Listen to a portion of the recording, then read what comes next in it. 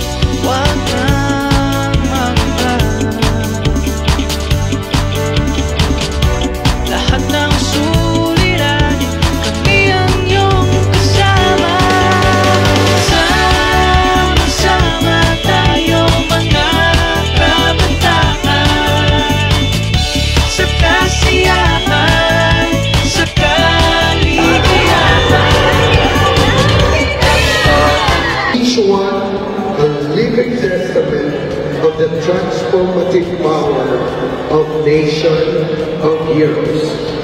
As we gather for this year's Palaro, we are reminded that our mission expands beyond the realm of sports.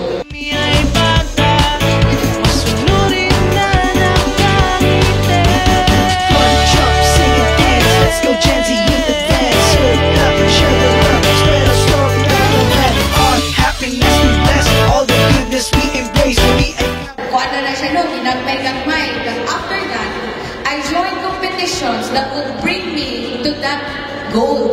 Okay, I joined Cebu City Olympics.